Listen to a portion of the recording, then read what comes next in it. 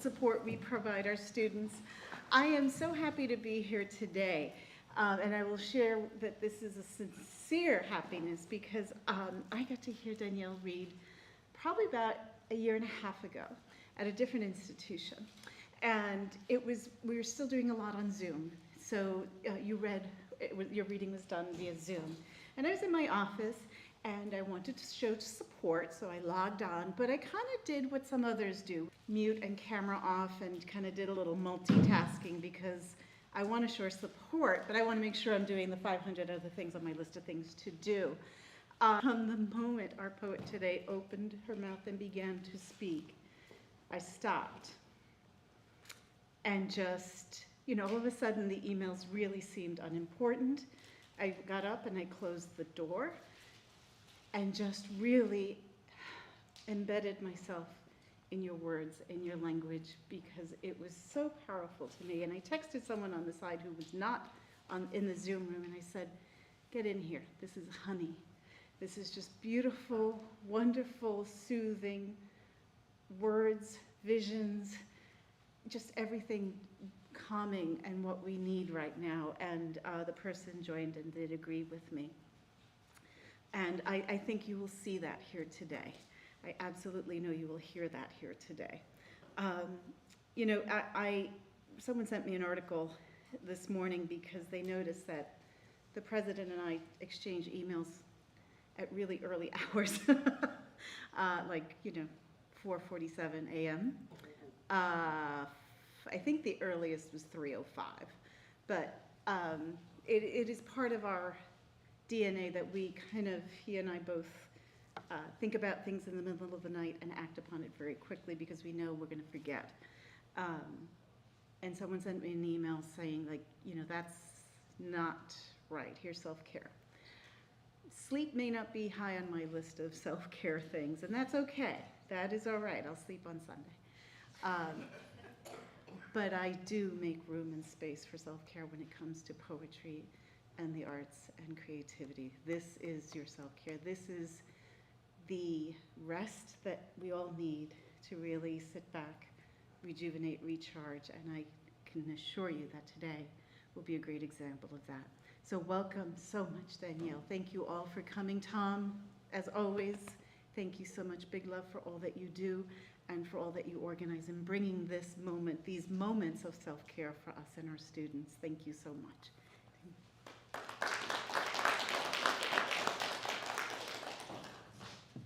Thank you, Provost Rodriguez. I'm Tom Laughlin, and welcome to this MCC Visiting Writer Series with Danielle Legros Georges. I am here and want to offer some thanks to a lot of people that help out, including Matthew Olson, Dean of Liberal Arts, our bookstore, our Beth Noel of the marketing department help us with this, as well as Steve Rossi and Shannon, who are in our Office of Student Engagement and help provide funds for food and for our speakers here. Again, help yourself to drinks, things while we're involved here today. Danielle will read poetry. She'll have a question and answer period. There's a raffling of some of her books and opportunity to buy or have signed those books that that were raffled off. I'm excited to welcome Danielle here. Danielle Legros Georges is the author of 3 collections of poetry: Maroon, published in 2001, The Dear Remote Nearness of You, which I have right here, Barrow Street Press, 2016, which was winner of the New England Poetry Club's Sheila Margaret Martin Book Prize, and a book of translations, Island Heart, the poems of Ida Faubert, which was published in 2021, as well as a poetry chapbook, Letters from Congo, which was published in 2017. Her poems have appeared widely in literary journals such as Agni, Callaloo, Black Renaissance, Ibbotson Street, Salamander, the American Poetry Review, as well as anthologies such as Danielle Legros Georges was Poet Laureate of Boston from 2015 through 2019, and she edited City of Notions, an anthology of contemporary Boston poems, published by the City of Boston in 2017. Danielle Legros Georges was born in Haiti, raised in the United States. She received a BA from Emerson College in Boston and an MFA in poetry from New York University. Her many honors include Massachusetts Cultural Foundation, the Black Metropolis Research Consortium, and the Barbara Deming Memorial Fund. She's professor of creative writing at Lesley University. In describing the dear remote nearness of you, the award-winning writer Edwidge Danticat has said, "This poignant and powerful poems show Danielle Legros Georges' deep intellect and profound empathy, as well as her endless gifts as a poet, storyteller, and brilliant oracle of the human spirit." In a recent review of Island Heart, her more recent book, in the journal Wilderness House Literary Review, poet Denise Provost writes, "We are fortunate to have Legros Georges as Flaubert's muse. Our soul is undoubtedly satisfied with the way this translation speaks and sings her powerful yearning songs to us. Though we live in another land, in another age, these poems strike the notes of our hearts with perfect pitch." Please help me welcome Danielle Legros Georges.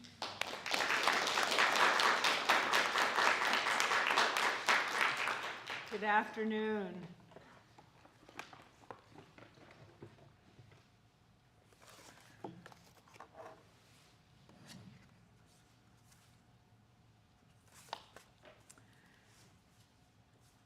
Thank you, Professor Laughlin, for your very generous introduction and for your invitation.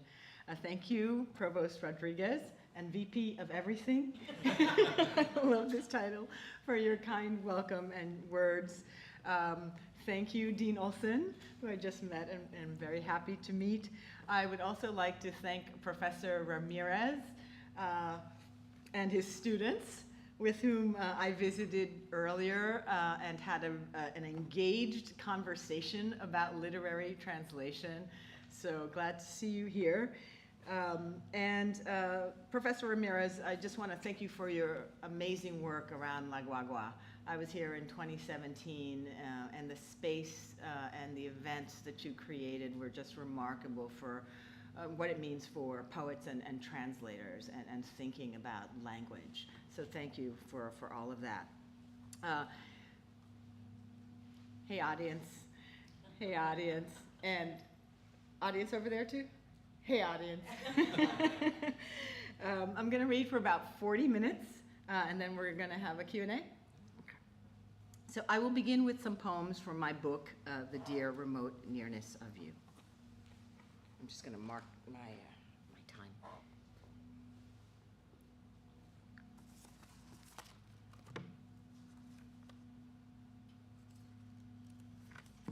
Only. Nature hides the most beautiful design, the norm, the anomaly, the rare, the rarest, which is to say, the only. And aren't we each twins even? Only?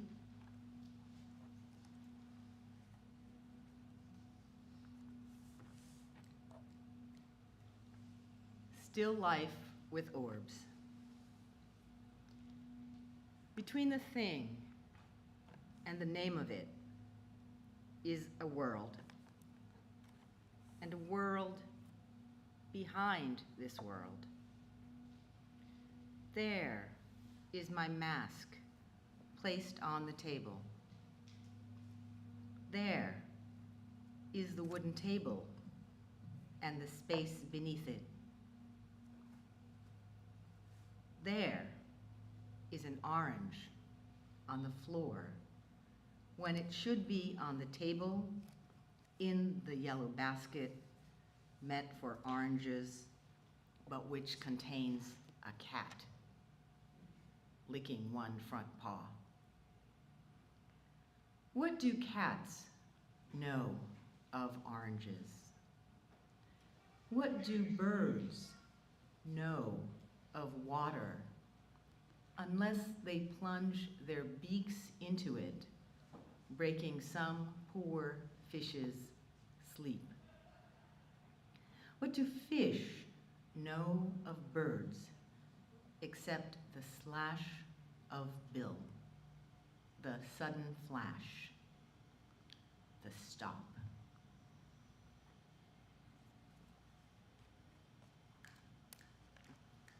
Thank you.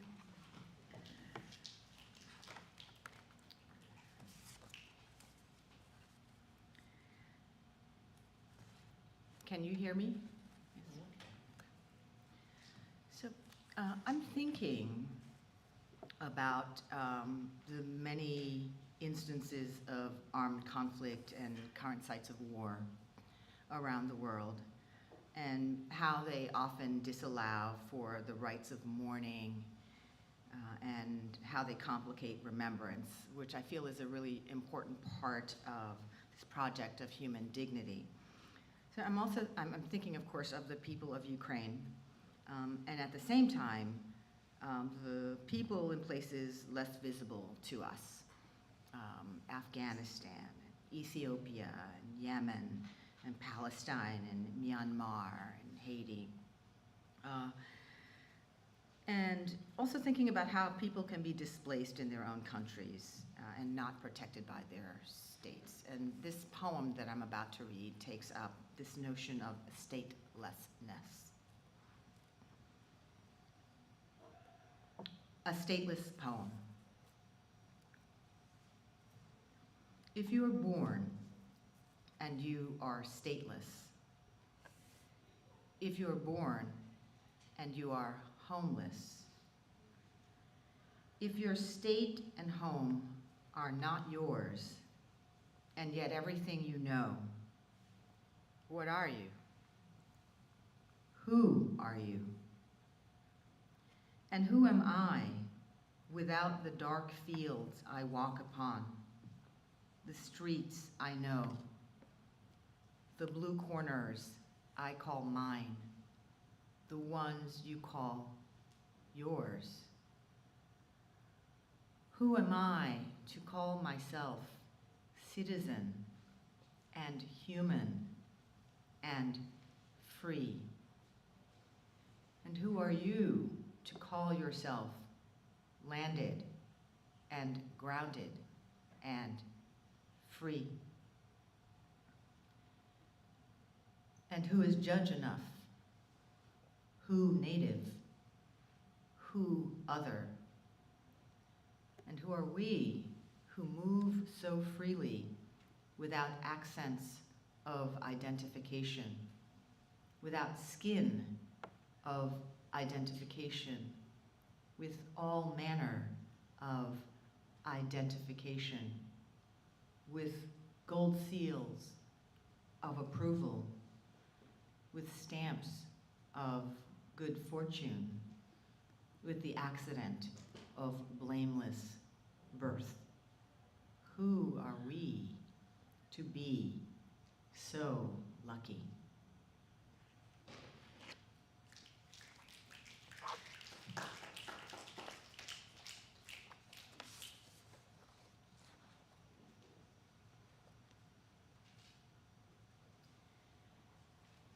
In this poem, do not use the word revolution. Use instead a slow swelling of light that begins at a beginning when the scar giver forges the scar and forgets, and the bearer remembers indelibly the mark on the body, recalls how a mark can be made on a body. In the ear, a clear consciousness whispered, use reply, because peace is a place free of trouble, a blue firmament, a gold sun that reaches the skin. Use instead the equalization of all suns, the standing next to, the standing for, rotation and the equilibrium of stars, objects held together by their own gravity. Grave is the flame of dissonance. Grave is the mind honed with the vision of its unity. Grave is the fist raised of the body.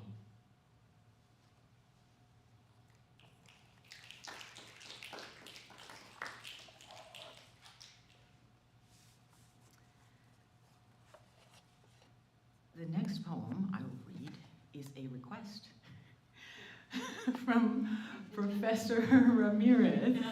Now, I don't know if you're going to be happy about this request. And I understand that the students of your class also read this poem, so you know this poem. And a little bit about it. A few years ago, I was commissioned, actually, with 3 other poets to write poems about the missing history of the Old Manse in Concord. The Old Manse is a house that is connected both to the American Revolution of 1776, the actual overthrow of the British in what would become the United States, and what is called the Second American Revolution, the revolution of ideas, so the transcendentalist movement in the 1830s through roughly the 50s, 1850s and 1860s. So this is an important historical site in Concord, Massachusetts. And it was also a site in which there were people who were enslaved.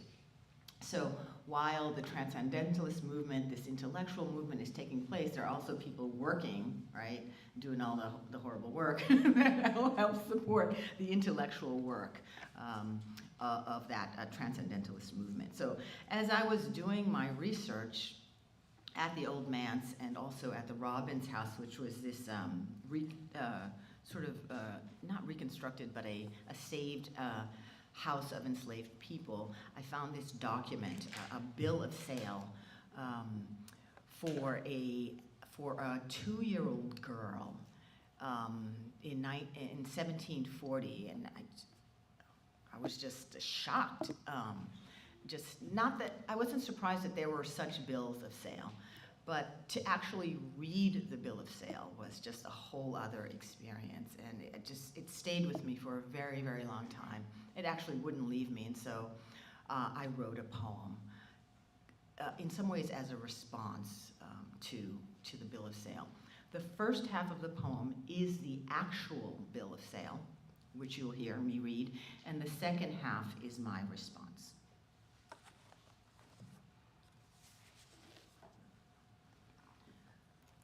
Poem as bill of sale and sight of stifled rage and sorrow. You can hear me? Yes? Yes. Bill, oh, I'm sorry, before I begin, in the bill of sale, there's a crossing out of a name. The girl's name, the 2-year-old, was originally Violet, and she's renamed in the bill of sale. She was Violet, and that name is crossed out, and it's followed by Nancy. So when I read that, I'm just gonna do this gesture, okay, for any crossing out. Poem as bill of sale and sight of stifled rage and sorrow. Bill of sale for enslaved 2-year-old girl, Violet, name crossed out and changed to Nancy. Know, all men, by these presents, that I, William Wilson of Concord, in the county of Middlesex of New England, generally for the sum of £30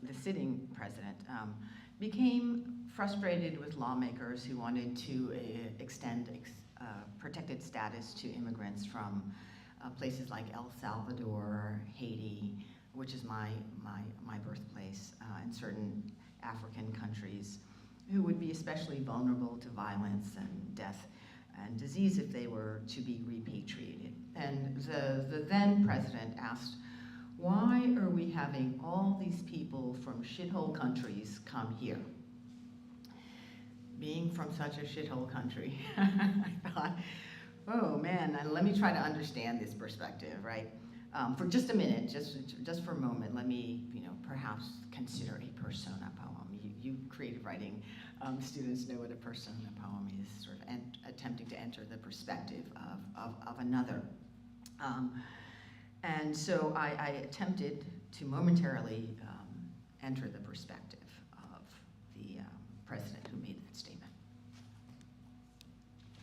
With this poem called Shithole.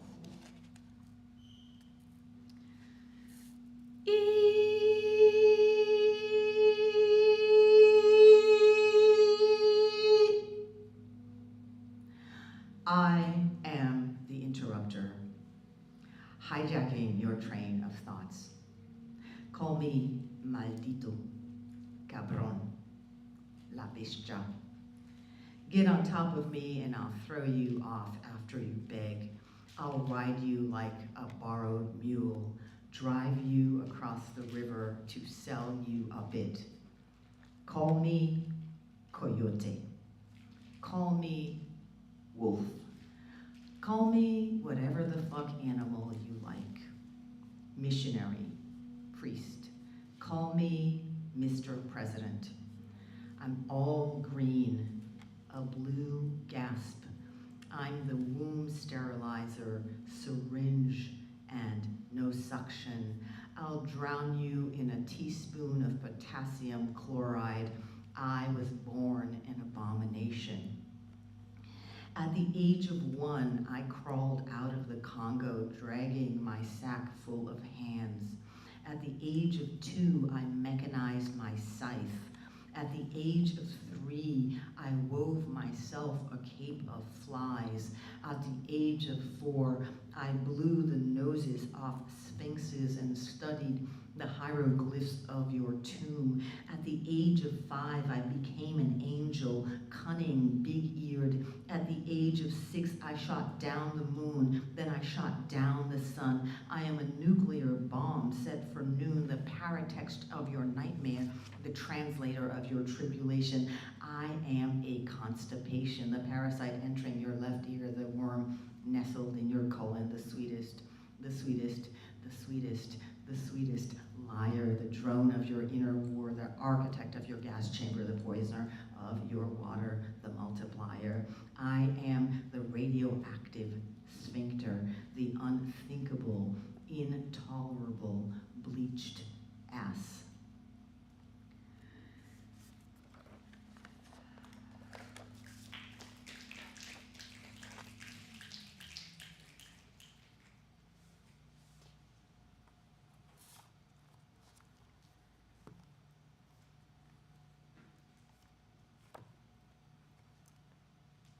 Poem for the poorest country in the Western Hemisphere. This poem I wrote after the devastating earthquake of 2010 in Haiti. And I was asked to write a poem that would go into a literary journal in support of relief efforts. And I was constantly hearing Haiti referred to as the poorest nation in the Western Hemisphere. And it still is referred to as the poorest nation in the Western Hemisphere. It's a label I find problematic because what isn't discussed often with the label is how Haiti has become impoverished, and how it has struggled with International Monetary Fund debt, how colonial powers have invaded it, extracted its wealth, how it is also struggling with its own homegrown issues of former dictators and so on. So it's like, oh, Those poor people, they can't get it together without looking at some of the structural forces that have affected Haiti's impoverishment. And also, you know, being a Haitian and traveling to Haiti and having family in Haiti, I don't just see Haiti's poverty. It's a place of great beauty and a place of great difficulty as well. So this is the poem. Poem for the poorest country in the Western Hemisphere. Oh, poorest country, this is not your name. You should be called beacon. You should be called flame. Almond and bougainvillea, garden and green mountain, villa and hut. Girl with red ribbons in her hair, books under arm, charmed by the light of morning. Charcoal seller in black skirt, encircled by dead trees. You country, our merchant woman and eager clerk. Grandfather at the gate, at the crossroads, with the flashlight, with all in sight.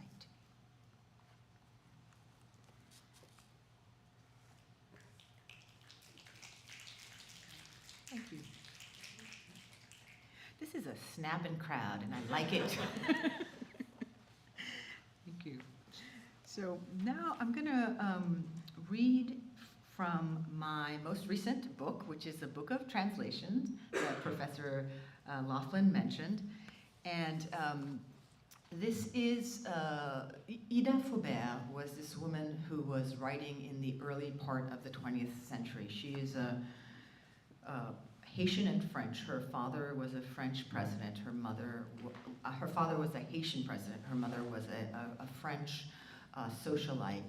And her father was given a coup, and the family moved to France in the early part of the 20th century. And so she was raised there. She received the education of an elite girl. She was a privileged biracial girl who didn't conform to the assigned roles for women of color, certainly, during her time. And she loved women and men. We would call it queer. We might call her queer today. As a young woman, she went back to Port-au-Prince and published under her own name, which was unusual for a woman at the time. So it's just a general badass. And strange too, because she was writing, while she was writing in the 20s and 30s and 40s, she's writing in this anachronistic style. So she's writing in a style of a time much earlier than her own, in a romantic era style, which privileged deep emotion and with lots of references to nature. She wrote tons of love poems. And so I'm going to read to you, and so I just found her fascinating, and I thought I have to translate her, and I did. And so I'm going to read to you a couple of her poems. The first is called Tropical Night. And I'm going to read to you her original French. It's in 3 stanzas, 3 quatrains. So you hear the wonderful musicality, the rhyme, and the meter, the rhythm of her original. And then I'll read to you my English translation. Soir tropical. Le soir est lumineux. Le soir est tendre et beau. Le soleil cette teinte, la lune est sur les roses. Une langueur pénètre au cœur même des choses. Les grands palmiers noirs rêvent au bord de l'eau. Les jasmins ont mêlé leurs branches étoilées aux lianes en fleurs. La laine de l'été caresse les fruits lourds. La grave volupté laisse traîner son voile au détour des allées. Là-bas, sur le chemin, pas un chant, pas un bruit. Rien ne trouble la paix d'un bonheur qu'on écoute. Viens sentir les parfums sur la bord de la route et respirer mon âme éparse dans la nuit. tropical night. The night is luminous. The night is tender and beautiful. The sun has obscured itself. The moon rests on the roses. A languor enters the very heart of things, and the tall black palms dream at the water's edge. The jasmine have mixed their star-studded branches with lianas in bloom. Summer's breath caresses the heavy fruit. The dense sensuality lets its long veil linger along the sinuous paths. Over there, on the way, not a song, not a sound, nothing disturbs the peace of a joy we listen to. Come, take in the fragrances at the road's edge and breathe in my soul spread across the night.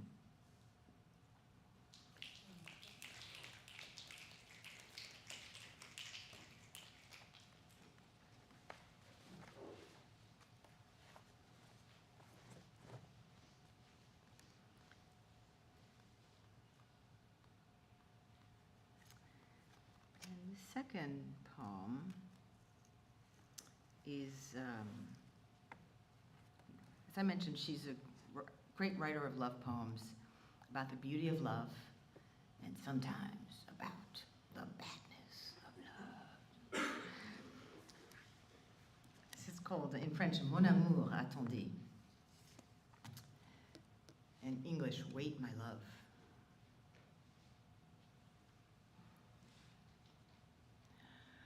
When you forget that you held me captive in your arms like a thing that was yours, when you grow tired of my sweet love, wait until night falls to tell me. Then you won't see my undone face, my sorry eyes, my trembling mouth. The dark will veil my crushing sorrow.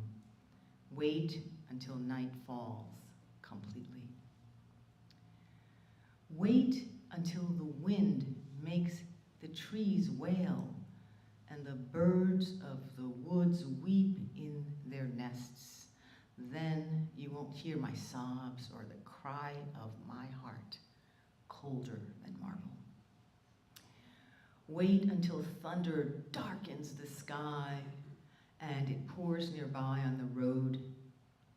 In the sad night, you'll mistake, no doubt, the tears of my eyes with the tears of the sky. One day, you'll forget that you held me captive in your arms like a thing that was yours. So to tell me this, have the sweetest words. Wait, my love, until night falls.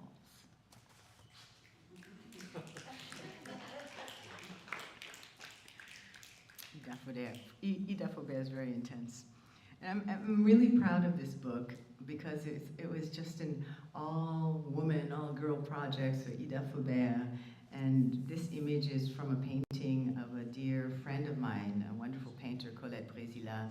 And the design was done by a former Lesley University student of mine, Roxanne Carmagnag. So I just love that this is like a great girl collab.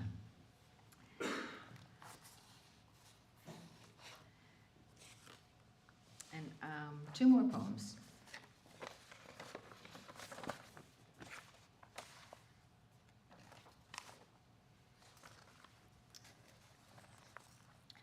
This is called Little Farou, and there's a French word that appears a few times in it. It's éblouissante, and éblouissante means dazzling. Little Farou.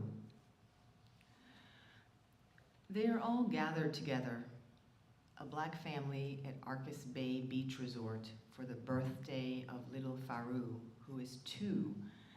And the father gives an elevated discourse in honor of the éblouissante girl. which seems éblouissante, like an adjective one would use to describe a debutante or an evening of diplomats. And little Faru is running around the pool in a pink and green bikini, contrapuntal to her brown skin, and presenting her round belly to the world, which mirrors her father's own rotundity. I'm just hanging back with my ex-husband because we're friends like that and vacation together from time to time. He's lounging on a chair, looking like a sated baby, handsome. Why there is a rotting banana next to him, I don't know. The banana is not a metaphor. It's just there, but weird, right? As I was saying, there is Faru and her family, and the sea not far, now éblouissante, so many points of light in the distance, the sun so in sync with the sea's movement that all but blue is obliterated. Things should end here. Really, they should. But I am a black woman in a black country watching a black family just being. So marvelous a thing this is. So marvelous. Du Bois's double consciousness be damned.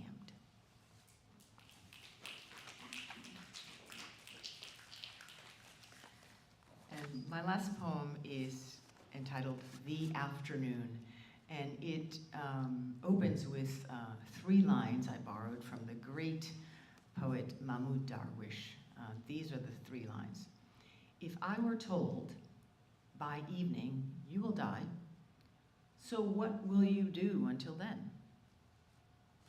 The afternoon. If I were told, by evening you will die, so what will you do until then? Of course, there would be a flurry of emails, or perhaps one email sent to all. No, that would not do. The flurry, then, of where to find the keys, the passwords, codes, the papers that sort a life. Meaning. I would want to see the round faces of the soon-to-be mourners of my family, shining moons against a dark backdrop. Friends, I would wish to view the sky in whatever mood it's taken, bright like this morning's or thunderous. Something's happening. Why not bolts of light thrown by some god? I would call my great love of youth, when pain and beauty were one thing, who is married to someone else, whose number I do not have, but would try for a half hour to find before forsaking the task to futility. Flowers would be necessary. White tulips, white roses, the afros of hydrangea in vases set throughout the house. The time would pass too quickly with this work. I would walk down the stairs to bid adieu to my neighbors. Goodbye, I would say to them all. Back up, I would regard my dead relatives in photos to let them know I was on my way. I would bathe, brush my hair into a bun, paint my nails indigo, frankincense would burn, drift up in plumes. I would lie on the couch with the music of drums, bien valu, and call out to them, I am ready. Thank you.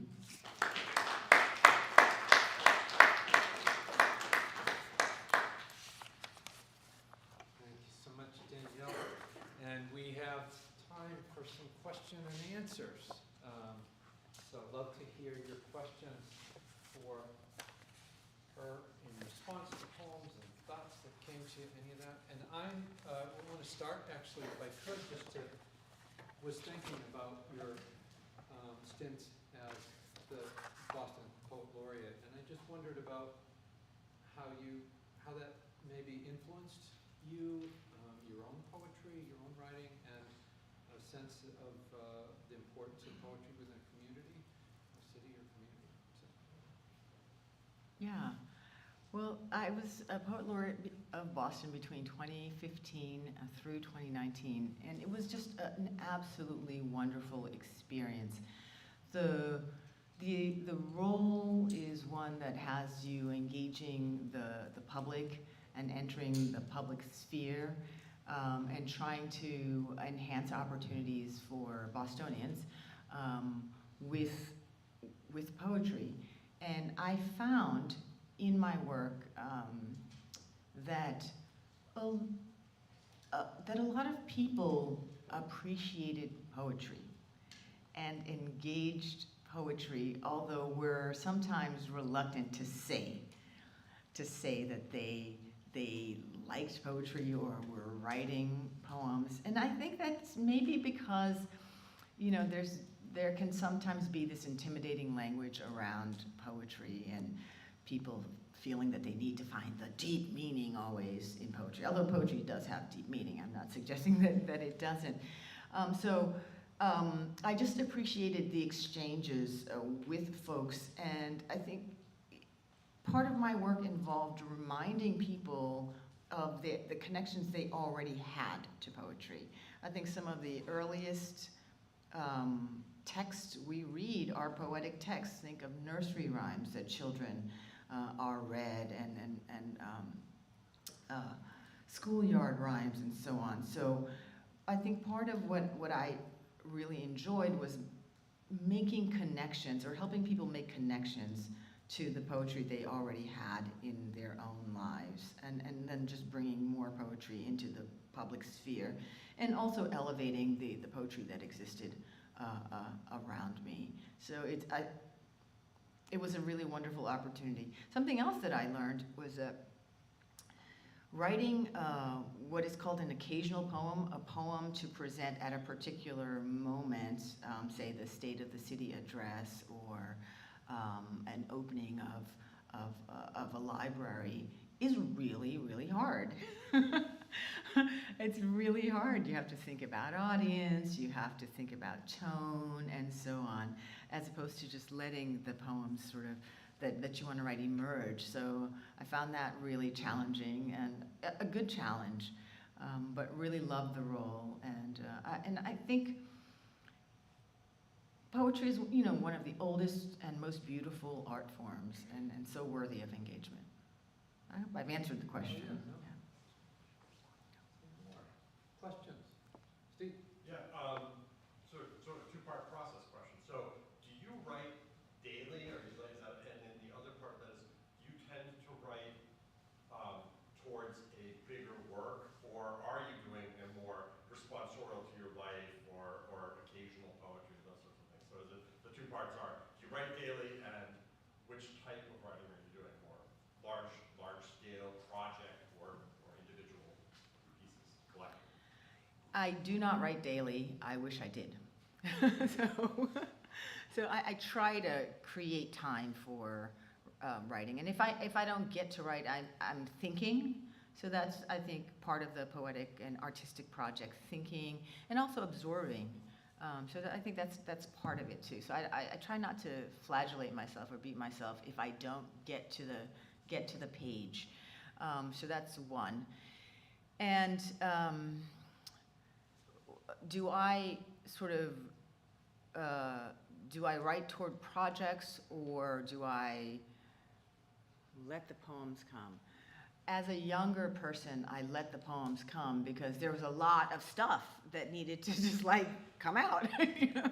And poetry has always been a space of inquiry for me, and I had and continue to have lots of questions, but I had a lot more questions as a younger person. So it was just this kind of wow, right? So I let those poems come, and now, in my venerable age and state, I've been working on, you know, projects.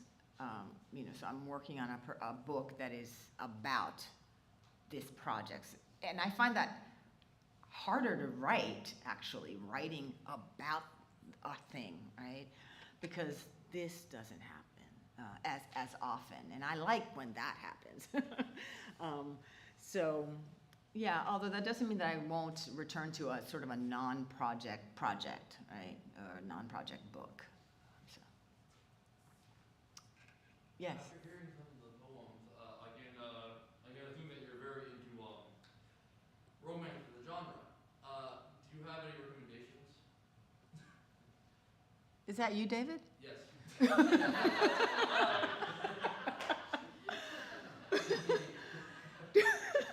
Do I have any recommendations for romance? Yes. Well, I mean, romance works. Oh, romance works. You know, I don't read romance works.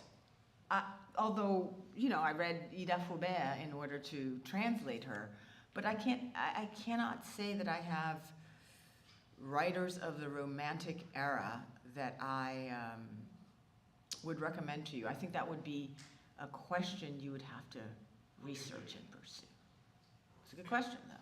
Thank you. And it's going to make me think about it. So, her name's Ida Faubert.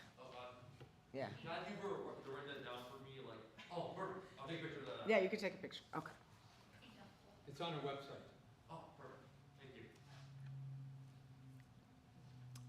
Kaylee. So I was just kind of curious about your researching when you're writing about, you know, like for instance, slavery. How do you kind of approach that? Because obviously you need to have a good amount of information so that you're being responsible and fully getting it across. But at the same time, I feel like there's probably too much research that can be done that then kind of affects how it comes out, makes it too academic. Do you have any thoughts on that, your process? That's a great question. I think if you're taking up history, research is really important. And as you mentioned, there's a certain responsibility you have to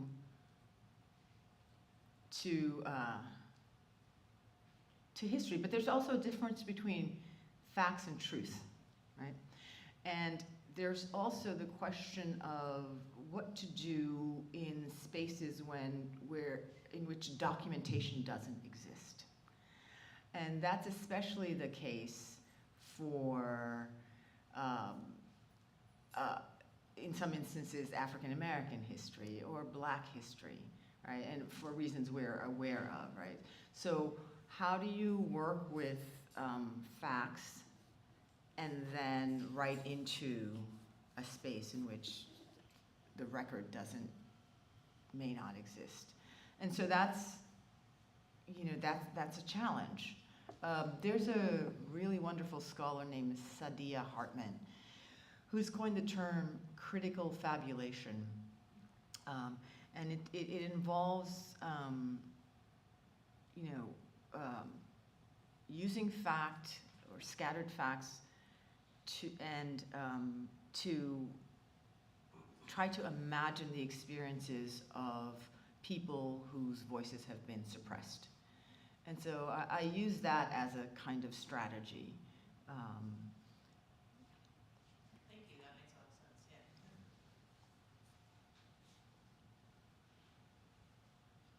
What types of things did you do when you were younger, when you were moving on from personal pieces and kind of going on to different projects, more universal types of pieces? What did I do?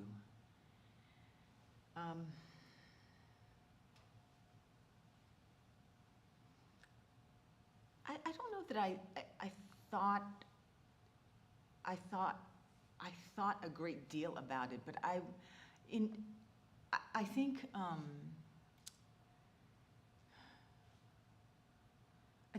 we are both individuals, all of us, and